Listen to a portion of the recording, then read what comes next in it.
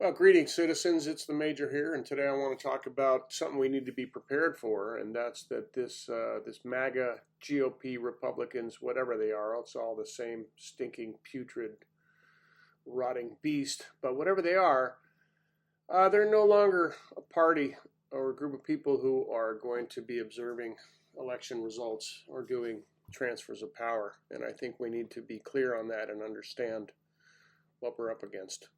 And there's a lot of ways they're going to do this. Primarily, there is an option for slow playing the certification of the results in the midterms. So there's about 5 GOP-led states with about 24 seats up for grabs there, that many of which are going to flip. But they're supposed to have states' election results certified by January 3rd when Congress reconvenes, but they can slow play that.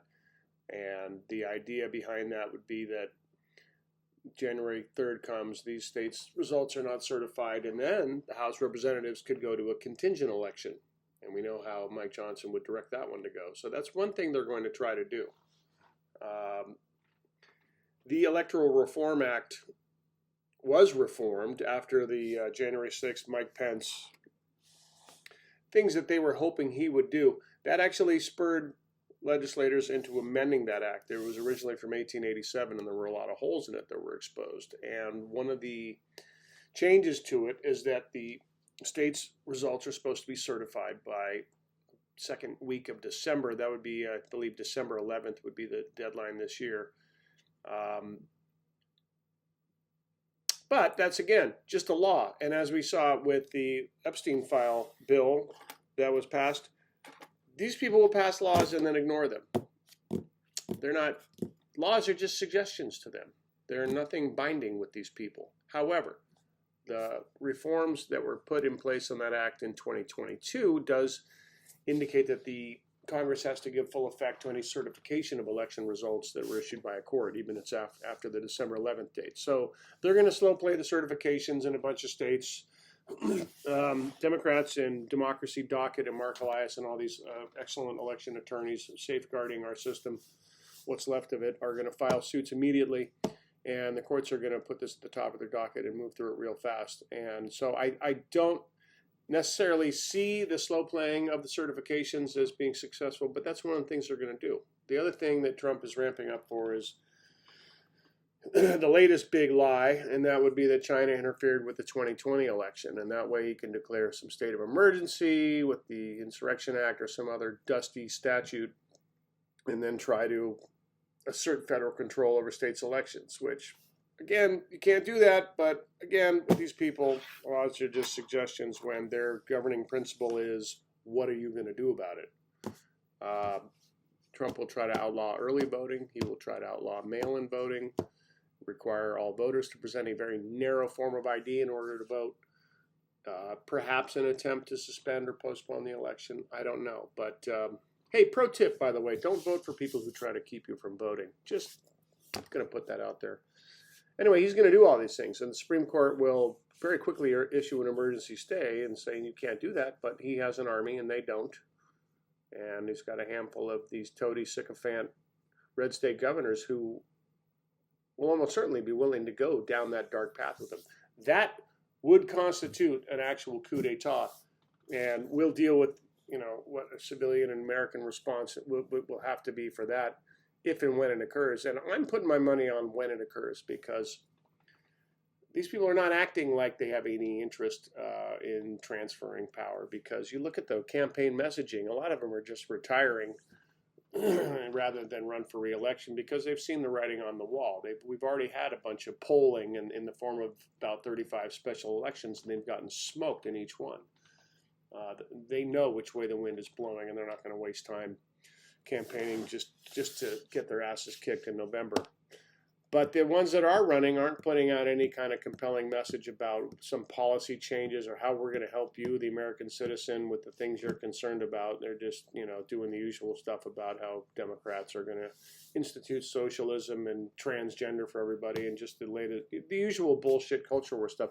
They have no message, no compelling message to attract any voters, and they're not even trying. They're talking about the gas prices from Captain Shitty Pants' stupid Iran excursion, you know, he says, I don't think about Americans' financial situation. Yeah, we know. And just says the high gas prices are peanuts. And Jim Jordan was on cable talking about it, and his response to that was, that's life. So basically, you're paying more for anything and everything you ever had in your entire life, and they don't care, and they're not even pretending to care. So that's kind of disturbing that the rhetoric is showing no concern, and there's not even really any campaign promises about vote for me and I'll help you in this way. They're not even bothering, and that's concerning. Instead, they're building a giant opulent ballroom. It's going to cost way more than they initially said it was. Again, another surprise. They lied to us again. Wow, amazing. With sniper nests on the roof and multiple launch points for drones. And who are those intended to be deployed against? Because DC is not exactly a hotbed for, you know, foreign terrorism of any type, unless it's, of course, MAGA supporters on January 6th. You got a Secretary of Defense there who's, I can't say he's committing war crimes because we're not at war with fishing boats off the coast of Venezuela. He's just committing murder, and he's in that position because he will not hesitate to follow Trump's order to use the United States military against us. On another note, I don't think ICE is going to be deployed to the polls this election, but 2028, all bets are off because they cannot afford to have a new president come in and appoint a new attorney general and a new director of the FBI and have those agencies suddenly become functional again. Because if that happens, there's going to be accountability. And that is the last thing that they will allow to happen. They will do anything to avoid that from happening. Preemptive presidential pardons will go out by the dozens, if not hundreds. But as Steve Bannon told some conservative gathering last year, what did he say? I'll tell you right now, as God is my witness, if we lose the midterms and we lose 2028, some in this room are going to prison, myself included. And he went on to say, Democrats will stop at nothing, as if the Democrats are going to do weaponizing lawfare. But what he's really admitting here is we're all going to go to prison because we're all just criming at an unprecedented rate. And they know this. So be ready for this. And I still say, look, this blue wave has to be big enough to overcome all the cheating, right? It's got to be too big to rig. So that's the first order of business, is to make sure everybody you know is registered and make sure they have all the forms of valid ID they need to vote. I actually renewed my passport a few months ago, and it came in like a week. It was surprising, actually. Yeah, I suspected they were going to slow play the valid forms of ID in blue states, right? You know, I live in a blue state. But I got it in about a week. So make sure everybody's registered and has their ID and is ready to crawl through broken glass to click the box next to the not fascist option. But they're not acting like a party that's ever going to give up power. The only encouraging thing I can say was a report I read a few weeks ago about DC staffers preparing the legislators for how to deal with oversight hearings, right? So indicating that, you know, they know they're going to lose the House and quite possibly the Senate at this point.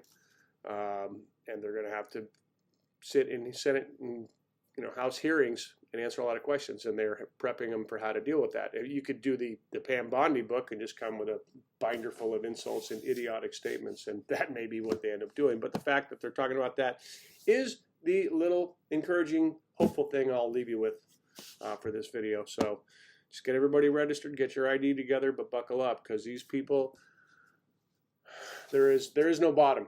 There is nothing they will not stoop to doing. And this is the Trump regime 2.0, where the worst day is always tomorrow.